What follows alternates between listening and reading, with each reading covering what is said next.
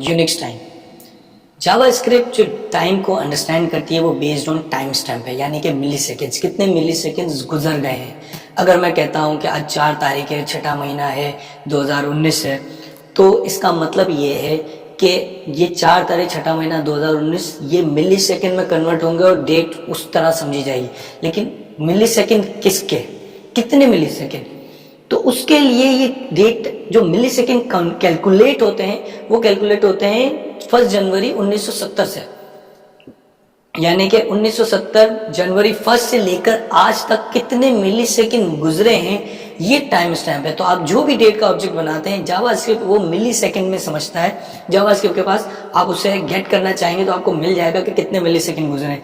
इसका मतलब ये कि अगर मैं कहता हूं कि 6 जनवरी 2019, इसका मतलब ये 6 जनवरी 2019 तो आपने डेट टाइम में दिखाया, लेकिन जावास्क्रिप्ट से जब आप उसका टाइम स्टैम्प लेंगे तो वो बताएगा 1970 1 जनवरी से लेकर 6 जनवरी 2019 तक कितने मिली सेकेंड गुजरे हैं, वो आपको मिली सेकेंड दे देगा।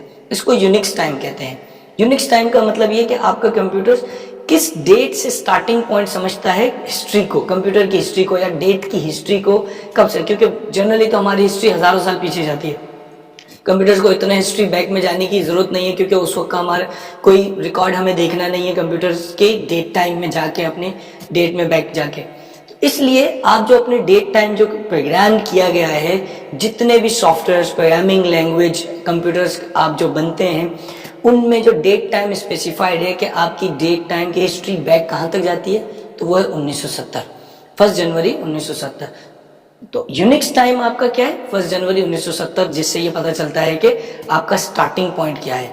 और जब आप कहते हैं कि मेरा टाइम क्या हुआ है, मैं कहता हूं कि आज 6 जनवरी ये 2019 है, तो जब जावास्क्रिप्ट से आप कहते हैं गेट टाइम स्टैम्प्स लेते हैं मिली सेकेंड में, तो वो बताएगा 1970 से लेकर आज तक कितने मिली सेकेंड गुजरे हैं। इसको यूनिक्स टाइम कहते हैं और ये आपको मिली सेकेंड्स में मिलता है।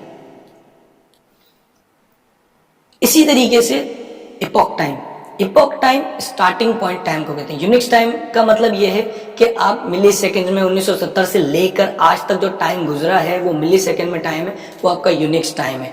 इपॉक टाइम का मतलब यह है कि आपका स्टार्टिंग पॉइंट क्या था, स्टार्टिंग पॉइंट यानी कि 1 जनवरी 1970। तो अगर मैं कहूं कि इपॉक टाइम क्या है, इसका मतलब है 1 जनवरी 1970। और यूनिक्स टाइम क्या है, इसका मतलब ये कि मेरी आज की डेट 1970 से लेकर आज तक कितने मिली सेकेंड गुजरे हैं, ये मेरा यूनिक्स टाइम। अगर आप डेट का ऑब्जेक्ट बनाएं, जैसा कि हमने देखा था कि डेट के मल्टीपल फॉर्मेट्स हैं ऑब्जेक्ट क्रिएट करने के, तो आप उसमें स्ट्रिंग पास कर सकते हैं, उसमें अगर कुछ भी पास ना करें तो वो करंट डेट को रिप्रेजेंट करेगा। इसी तरीके से आप डेट के ऑब्जेक्ट में मिली सेकेंड पास कर सकते हैं। अगर आप डेट के ऑब्जेक्ट में 0 मिली सेकेंड 0 पास कर दें तो इसका मतलब ये होगा कि आप इपॉक टाइम दे रहे हैं। जब उस आप डेट को प्रिंट करवाएंगे तो आपको 1 जनवरी 1970 प्रिंट करके देगा, यानी कि वो डेट सेट होगी 1 जनवरी 1970 की। इसके अलावा आप खुद से भी कोई मिली सेकेंड्स देख सकते हैं, खुद से भी मिली सेकेंड एक्सट्रैक्ट कर सकते हैं। कोई भी डेट का ऑब्जेक्ट है उसमें आप डेट और गेट टाइम करेंगे तो आपको मिली सेकेंड्स में टाइम रिटर्न कर देगा। जब आप डेट का ऑब्जेक्ट बना लेते हैं तो उसके बाद आपको डेट के ऑब्जेक्ट अगर आप एक्सेस करेंगे तो वो पूरी डेट आपको रिटर्न करेगा, पूरा स्ट्रिंग आपको मिल जाएगा। लेकिन अगर आपको डेट के पर्टिकुलर कंपोनेंट एक्सेस करने हैं, आपको चेक करना है डेट क्या है, मंथ क्या है, ईयर क्या है, कितने आवर्स हैं। फॉर एग्जांपल मैंने एक डेट टाइम सेट किया है 2 नवंबर 2019 10:15। अब मैंने 2 नवंबर 2019 10:15 जब मैंने टाइम सेट किया, अब ये एक डेट का ऑब्जेक्ट बन गया। जब मैं इससे टाइम स्टैम्प से ईयर लूंगा तो मुझे 2019 रिटर्न करेगा, आवर्स करूंगा तो 10 रिटर्न करेगा, क्योंकि ये 24 आवर टाइम होता है। तो अगर आपने रात के 10 पास ऑन किया है तो इसका मतलब वो आपको 22 रिटर्न करेगा। इसी तरीके से मंथ, डे, टाइम, हर चीज आप अलग अलग कंपोनेंट उसको एक्सेस कर सकते हैं। ये एग्जांपल देखें, आपको नजर आ रहा होगा सारे फंक्शंस डेट को एक्सेस, किस किस कंपोनेंट को कैसे कैसे एक्सेस किया जा सकता है। इसमें जैसे कि अगर आप ईयर एक्सेस करना चाहते हैं तो आपके पास फंक्शन है गेट फुल ईयर।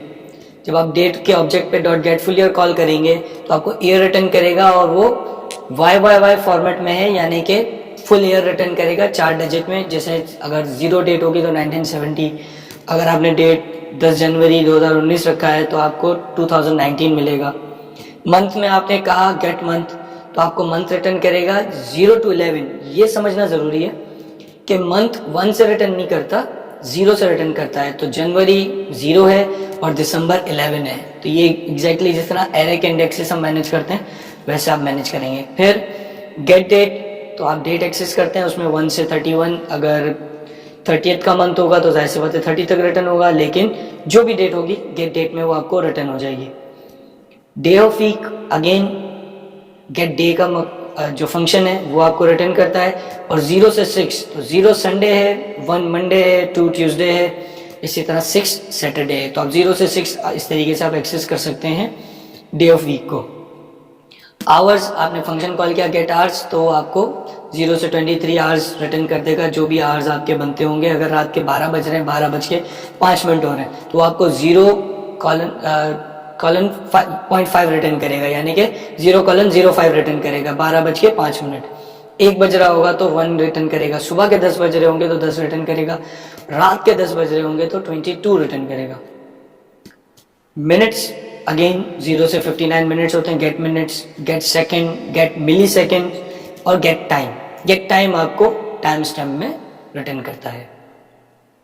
यहाँ देखें रिट्रीव डेट कंपोनेंट, आपने बेसिकली डेट का ऑब्जेक्ट बनाया है जून 14, 2019, 10:45 तो अब इसमें जब आप एक्सेस कर रहे हैं गेट फुल ईयर 2019 रिटर्न हो रहा है, मंथ में 5 आ रहा है, हालांकि जून है, जून छठा महीना है, क्योंकि इसका इंडेक्सिंग 0 से शुरू हो रही है तो 5 का मतलब जून है। Date 14, get day 5, hours 10, minutes 45 seconds, 25 milliseconds, क्योंकि हमने कुछ सेट नहीं किया इसलिए 0 है। और गेट टाइम एक पूरा टाइम स्टैम्प रिटर्न कर रहा है, ये यूनिक्स टाइम है। ये बता रहा है कि स्टार्टिंग टाइम यानी कि इपॉक टाइम 1 जनवरी 1970 से लेकर आज तक कितने मिली सेकेंड गुजरे हैं, इस टाइम तक जो टाइम हमने न्यू डेट में सेट किया है, इस टाइम तक कितने मिली सेकेंड गुजरे ये वो टाइम बता रहा है।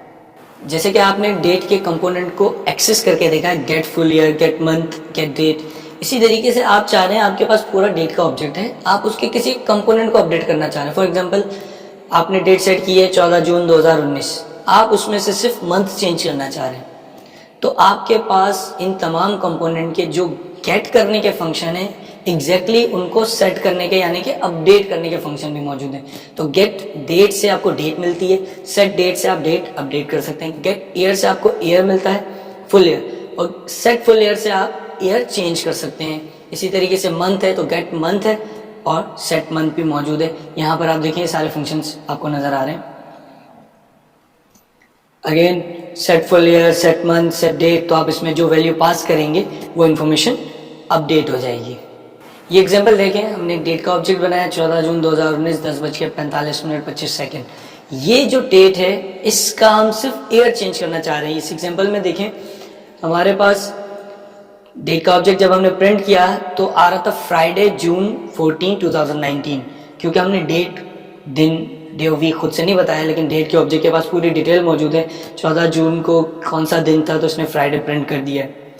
अब हमने सिर्फ ये किया कि date dot set full year में 2017 सेट कर दिया है, तो इसका मतलब ये कि हमने ईयर चेंज कर दिया है, बाकी सारे डेट के कंपोनेंट सेम है। अब जब उसको प्रिंट करवाया है तो आप देखें वेडनेसडे जून 14, 2017। अब क्योंकि जून 14, 2017 में day of week definitely different होगा, ज़रूरी नहीं है कि 14 जून अगर 2019 में फ्राइडे को थी तो 14 जून 2017 में भी फ्राइडे को दिन कोई और हो सकता है, तो वो एग्जैक्टली वो डेट आ रहा है। तो आप एक्चुअली कंपोनेंट अपडेट कर रहे हैं तो पूरा डेट का ऑब्जेक्ट अपडेट हो जाता है।